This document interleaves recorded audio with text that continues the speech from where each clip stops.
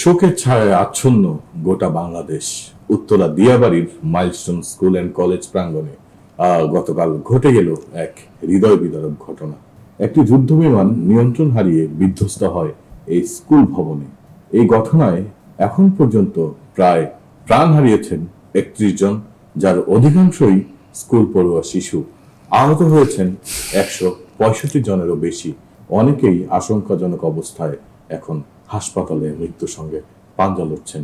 এই বিভীষিকাময় ঘটনার পর দেশ জুড়ে চলছে শোক, আতঙ্ক আর উত্তর প্রশ্ন, এটা কি নিছক দুর্ঘটনা নাকি এর পেছনে রয়েছে কোনো গাফলতি বা ষড়যন্ত্র? আমার সঙ্গে আছেন আমার সহকর্মী সাংবাদিক শেখ লিমন, যিনি ঘটনাস্থল পরিদর্শন করেছেন এবং হাসপাতালেও কথা বলেছেন আহতদের স্বজনদের সঙ্গে। আমরা প্রথমেই জানতে চাইব, আসলে পরিস্থিতি যেমনই আপনি দেখেছেন তার যদি একটু বিবরণ দিতেন শেখ লিমন। ধন্যবাদ আপনাকে। আসলে এখানে পরিস্থিতি বলার মতো, আমাদের প্রধান উপদেষ্টা গতকালকে কিন্তু দেখেছেন যে সে যখন প্রেস ব্রিফিং এ আসছিল বা সে তার বাণীতে বলছে যে আসলে বলার ভাষা নেই। তো আমিও আসলে ওইভাবে একটা কথা বলবো যে আসলে এই বর্ণনা দেওয়ার মতো ভাষা নেই। সব এত ছোট ছোট বাচ্চাগুলা, যেখানে কি মানুষের আত্মচিৎকার এবং এখানে বাচ্চাগুলাকে দেখা গেছে যে বিমানটা এমন ভাবে আছড়ে পড়েছে যে বিমানের নাকটা সিঁড়ি বরাবর এবং দুই পাখাটা দিয়ে দুইটা বাচ্চাদের ক্লাস ছিল চলাকালীন সময়ে, দুইটা ক্লাসের মধ্যে বাচ্চাগুলা, এবং এই পরবর্তীতে আইসা এটা মাঠ পর্যন্ত এই বিমানের অংশটা চলে আসে। এটা একটা বিস্ফোরণের মতো হয়েছে, যেটা সেকেন্ডের মধ্যেই অনেকগুলো বাচ্চার শতভাগ জ্বলে গেছে। অনেকগুলো বাচ্চা দেখা গেছে যে 40 ভাগ, কারো হয়তোবা 7 ভাগ এরকম অবস্থা দগ্ধ হয়েছে। যে অনেকগুলো এরকম হয়েছে যে ওইখানে সাথে সাথে পুড়ে তারা শেষ হয়ে গেছে, আমরা দেখতে পাচ্ছি। এর মধ্যে অনেক বাচ্চা এখনো অনেক গার্জিয়ান দাবি করছে যে তাদের বাচ্চাগুলো নিখোঁজ, এবং অনেক বাচ্চা এখনো তারা সন্ধান পাচ্ছে না। অনেক বাচ্চাকে পাওয়া গেছে অবশ্য নিহত অবস্থায়। হ্যাঁ, এখন যাদের অবস্থা, ওই অবস্থাতে ওইখানে রক্ত, বাচ্চাদের স্কুল ব্যাগ, বাচ্চাদের স্কুলের জুতো ছাড়া আসলে ওইভাবে বর্ণনা দেওয়ার মতো কোনো ঘটনাস্থল যারা পরিদর্শন করেছেন বা মানে যা গিয়েছিল, এখানে আসলে এটা ভাষায় বর্ণনা করা যায় না। বাংলাদেশ আজকে এই শোকে রাষ্ট্রীয় শোক পালন করা হচ্ছে, যে আসলে এই কোনো শোকই আসলে এই বর্ণনা দেওয়া যাবে না।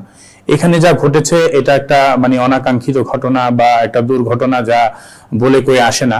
তবুও আসলে মানুষের মনে নানা রকমের প্রশ্ন আসছে যে আসলে যুদ্ধ বিমান কেন এই ঘনবসতিপূর্ণ এলাকায়? আপনি যেটা বললেন যে এই ভয়াবহ ঘটনায় অনেক প্রশ্ন উঠছে। যুদ্ধ বিমান কিভাবে এমন জনবহুল এলাকায় উঠছিল? এর ফ্লাইট পাথ, ফ্লাইট কন্ট্রোল বা বিকল হওয়ার বিষয়টি আগেই জানা গিয়েছিল কিনা, এই নিয়ে কি কিছু তথ্য আপনি পেয়েছেন? এটা নিয়ে গণমাধ্যম যে তথ্যগুলা এখন পর্যন্ত আমরা গণমাধ্যম কর্মীরা পেয়েছি, যে এই বিমানটা একটু পুরনো। তো এই পুরনো বিমানগুলোতে দিয়ে বিভিন্ন সময় এই ট্রেনিং এগুলা হচ্ছে, কিন্তু যান্ত্রিক ত্রুটি যে ব্যাপারটা ছিল সে ব্যাপারটা ওই বিমানটা উড্ডয়নের আগে কনফার্ম করা যায়নি। এবং এই বিমানটা যখন নাকি এটাকে রেডি করা হয়েছিল তখন ওটার মধ্যে ওইভাবে কোনো যান্ত্রিক ত্রুটি দেখা যায়নি। কিন্তু হ্যাঁ, এই বিমানটাতে একটু পুরান হওয়ার কারণে কিছু কার্যক্রম বা কিছু কাজকর্ম এটাতে করায়া এটাকে রেডি করা হয়েছিল। কিন্তু মানে একটা বিমান বিধ্বস্ত হওয়ার জন্য যে বার্তা, এই বার্তা থাকলে তো একটা বিমান অবশ্যই সেটা আকাশ পর্যন্ত উড্ডয়ন হইতো না।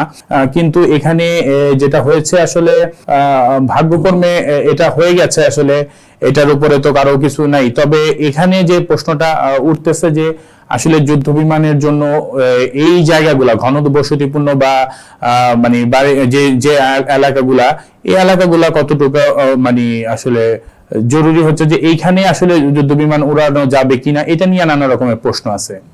আচ্ছা, আপনার মানে শুধু তদন্ত নয়, ধরেন এই ঘটনায় মৃতদের পরিবার, আহত শিশুদের দীর্ঘ চিকিৎসা, এসব নিয়েও সরকারকে আসলে দ্রুত উদ্যোগ নিতে হবে। লিমন, আপনি যাদের সাথে কথা বলেছেন, স্বজনদের চাহিদা বা ক্ষোভ কি ছিল মূলত, মানে কি বলেছেন তারা? আসলে এখানে স্বজনদের যে ক্ষোভ, আপনি এখানে আমি আপনাকে বলি, আপনি এটাকে ক্ষতিপূরণ হিসেবে দেখলে হবে না। একটা বাচ্চার জানের ক্ষতিপূরণ যদি আপনি 5 কোটি টাকাও দেন, এটাকে ক্ষতিপূরণ বলা যাবে না। ক্ষতিপূরণ দিয়ে কখনো মানুষের জান ফিরে নেওয়া যায় না।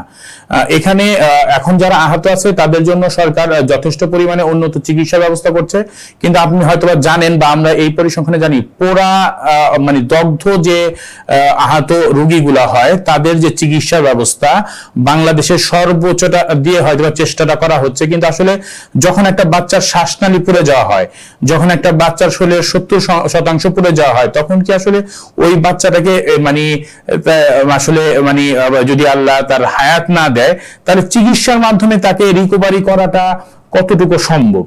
এখানে আরেকটা সবচেয়ে বড় কথা হচ্ছে, যখন বাচ্চাদের বডির মধ্যে একটা ম্যাচুরিটি আছে, যখন একটা বড় মানুষ দগ্ধ হয় তখন তার অনেক কিছু ম্যাচুরিটি মাধ্যমে বা এটা রিকভারি করা যায়। যখন একটা শিশু দগ্ধ হয় তখন তাদের শারীরিক গঠন বা আপনি এই দিক থেকে যাই বলেন না কেন, তারা কিন্তু ওইভাবে ফিট থাকে না।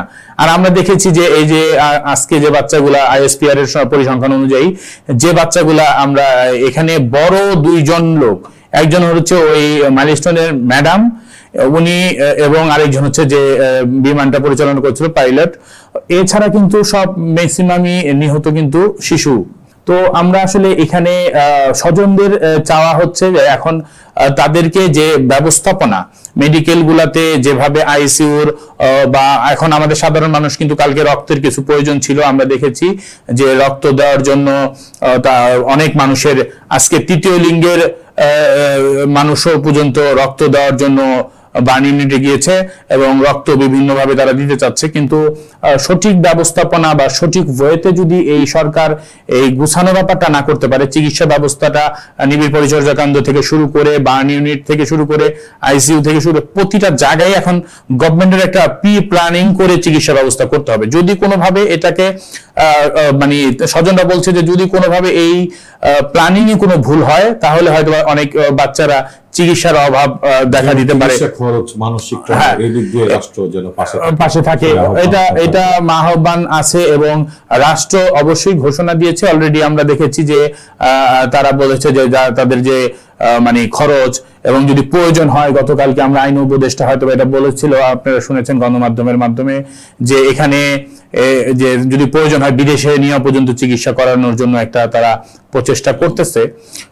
তো এখন এই প্রচেষ্টার মধ্যে এর মধ্যে মানুষের সাধারণ মানুষের একটা মানে ভীতি হচ্ছে যে এই দেশে আমাদের দেশে মানে একই রানওয়ে, যে রানওয়ে ব্যবহার করে যুদ্ধ বিমান উড়ানো হয় এবং পাবলিক ফ্লাইটও উড়ানো হয়।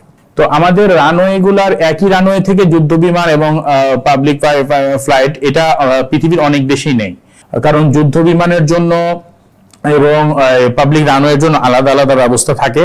এবং আপনি হয়তোবা জানেন যে আইএসপিআর একটা পরিসংখ্যান যে গত 21 বছরে প্রায় বিমান বাহিনীর 26টা বিমানের দুর্ঘটনা ঘটেছে, বিমান এবং হেলিকপ্টার সহ 26টার মতো দুর্ঘটনা ঘটেছে। এই 26টার মধ্যে আমরা বিভিন্ন সময় বিভিন্ন জায়গায় দেখেছি, কখনো দেখেছি মাঠে, কখনো দেখেছি পুকুরে, কখনো গ্রামের একটা অংশে, কখনো এরকম জায়গায় পড়েছে। তো যতগুলো এ পর্যন্ত দুর্ঘটনা ঘটেছে, গতকালকে যে দুর্ঘটনা ছিল সেটা ছিল সবচেয়ে ভয়াবহ আইএসপিআর এর তথ্য অনুযায়ী গতকালকের দুর্ঘটনা সবচেয়ে ভয়াবহ দুর্ঘটনা। এবং স্বজনদের আরো কিছু ব্যাপার ছিল, যেমন আজকে শিক্ষার্থীরা কিছু আন্দোলন করেছিল যে মৃতের সংখ্যা লুকানো হচ্ছে কিনা, এটা নিয়ে আমাদের সচিব এটাকে এটাকে ক্লিয়ার করেছে যে না, মৃতের কোনো সংখ্যা লুকানো হচ্ছে না, এটা সঠিক পরিসংখ্যানই এখনো পর্যন্ত দেওয়া হচ্ছে। হয়তোবা বিভিন্ন সময় বিভিন্ন হসপিটালে বিভিন্ন জায়গায় নিয়ে যাওয়ার কারণে হয়তোবা এখানে সংখ্যা নিয়ে একটু 19-20 হচ্ছে। তো এখানে যেটা বলতেছিলাম আর কি, যে দুর্ঘটনাগুলোর মধ্যে এখানে একই রানওয়ে। আর এখানে আরেকটা জিনিস হচ্ছে যে এই মানুষের মনে নানা রকমের প্রশ্ন জাগার পিছনে এটাও আসতেছে যে ভবিষ্যতে এই দুর্ঘটনা এড়ানোর জন্য কি করণীয়। মানুষ এটাও জানতে চাচ্ছে যে এরকম দুর্ঘটনা কি ঘটতেই থাকবে, বা জনবহুল এলাকায় কি এই বিমানগুলা পরিচালনা হইতেই থাকবে। আমরা যদি একটু পরিসংখ্যানের দিকে যাই, আমরা যদি একটু দেখি, এখানে আমরা কিন্তু দেখতে পাচ্ছি যে আসলে এই বিমান বা এই যুদ্ধ বিমানগুলা উড্ডয়নের জন্য এয়ারফিল্ড আছে বাংলাদেশে, 6টা এয়ারফিল্ড আছে। এর মধ্যে হচ্ছে ঈশ্বরদী, ঠাকুরগাঁও, কুমিল্লা, লালমনিরহাট, টাঙ্গাইল, ফেনী। এটা যদি আমরা একটু দেখি যে আসলে এখানে যে এয়ারফিল্ড গুলো আছে, এখান থেকে যুদ্ধ বিমান উড়ানোর কথা ছিল, বা এই যুদ্ধ বিমানগুলা এই এয়ারফিল্ড গুলা কিছু সংস্কারের জন্য হয়তো পুরোপুরি রেডি না অনেকগুলাতে, বা কিছু সংস্কার হলেই হয়তো এটা উপযোগী হয়ে যায়। যেমন আংশিক ব্যবহৃত হচ্ছে যে ঈশ্বরদীর যে পাবনায় যে এয়ারফিল্ডটা আছে, এটা আংশিক ভাবে এখন সেনাবাহিনীরা ব্যবহার করছে, বিমান বাহিনীরা। আর আমরা যদি ঠাকুরগাঁওটা দেখি, 1980 সাল থেকে এটা পরিত্যক্ত। এটা এটাকে কিছু রিপেয়ারিং করলে এটাকে পরিপূর্ণভাবে ইউজ করা যায়। এরপরে হচ্ছে যে 1986 সাল থেকে এটা বন্ধ আছে হচ্ছে কুমিল্লার এয়ারফিল্ডটা। এরপরে হচ্ছে লালমনিরহাটে আংশিক ব্যবহার হচ্ছে, কোন কোন ফাইটার ট্রেনিং নেই এটার মধ্যে আপাতত। হ্যাঁ, এই এয়ারফিল্ড গুলো এখন যারা নাকি এই সংশ্লিষ্ট বিশেষজ্ঞ আছে বা বিবেচিকের তথ্য মতেও যে আসলে এই যুদ্ধ বিমানগুলো উড়ানোর জন্য এয়ারফিল্ডই ব্যবহার করা উচিত, এটা ঘনবসতিপূর্ণ এলাকায় না। এবং তাদের যে নীতিমালা আছে, এই নীতিমালা অনুযায়ী এই যে এয়ারপোর্ট গুলাতে পাবলিক বিমান উড়ানো হয়, এই এয়ারপোর্ট গুলাতে কখনোই এই যুদ্ধ বিমান উড়ানো উচিত না। তারা এই নীতিমালাতেও তাদের আছে এটা। তো এই নীতিমালার হয়তোবা ভবিষ্যতে যেন এই ধরনের দুর্ঘটনা না ঘটে, বা এই ধরনের দুর্ঘটনার কবলে সাধারণ মানুষ এই রকমের ভীতিতে না থাকে। কারণ আমরা যদি দেখি যে আমাদের যেখানে এয়ারপোর্ট শাহজালাল আন্তর্জাতিক বিমানবন্দর থেকে যুদ্ধ বিমানগুলো উড়ানো হয়, এই বিমানবন্দরের আশেপাশে অনেক উঁচু উঁচু দালান আমরা দেখতে পাই, বা আমরা অনেক উঁচু উঁচু বিল্ডিং দেখতে পাই, যেটা নাকি এই বিবেচিকের নিয়ম অনুযায়ী এগুলা পরিপন্থী। আমরা এইখানে যুদ্ধ বিমান যে এরিয়াগুলোতে ট্রেনিং বিমানগুলো উড়ানো হবে, সেখানে অবশ্যই ফাঁকা এরিয়া থাকতে হবে, আলাদা এয়ারফিল্ড থাকতে হবে। এবং এখানে এম শাওকত হোসেন উপদেষ্টা বলেছেন যে, আজকে গণমাধ্যমকে বলেছেন যে তারা ভবিষ্যতে যখন নাকি এই যুদ্ধ বিমানগুলোর ব্যাপারে আরো সতর্ক হতে হবে, তাদের এই বিমানগুলোর আরো যান্ত্রিক ত্রুটি আছে কিনা এগুলোর ব্যাপারে সতর্ক হতে হবে, যুদ্ধ বিমানের কোন জায়গায় উড়বে বা এটা নির্দিষ্ট জায়গাগুলা ব্যবহার করার জন্য সতর্ক হতে হবে। আসলে সতর্কতা, অবশ্যই দুর্ঘটনা তো আল্লাহর হাত আছে, এটা বাঁচার জন্য আল্লাহ যদি চায়, সবচেয়ে বড় কথা হচ্ছে এটা তো প্রার্থনা আছে। এর পাশাপাশি আমরা যদি সতর্ক হই বা সতর্ক ব্যবস্থাপনাগুলো আছে, সচেতনতা, এই দুটার মাধ্যমে এগুলা অনেকটুকু এড়িয়ে যাওয়া এবং মানুষের আতঙ্কটা থেকে বের হয়ে আসা যাবে বলে। ধন্যবাদ শেখ লিমন। এই দুঃসময়েও সাংবাদিক হিসাবে আমরা দায়িত্ব নিতে চাই, প্রশ্ন তুলে প্রতিবেদন করে সত্য সামনে এনে। আজকের এই শোকাবহ দিন আমাদের মনে করিয়ে দিল একটি ক্ষুদ্র ভুল বা অবহেলা কত ভয়ঙ্কর হতে পারে। শিশুদের জন্য আমরা নিরাপদ আকাশ, নিরাপদ ভবিষ্যৎ চাই। দর্শকদের বলবো, দয়া করে রক্তদান ও সহায়তা এগিয়ে আসুন। আজ আমরা কথা বলবো না বেশি, শোকের প্রতি সম্মান রেখে নীরব থাকি, কিন্তু সচেতন হই, সোচ্চার হই। ধন্যবাদ সবাইকে। আজকের বিদেশ বাংলাদেশ থেকে আমি নাজমুল হাসান এখানেই বিদায় নিচ্ছি। সকলে ভালো থাকবেন, শুভকামনা সকলের জন্য।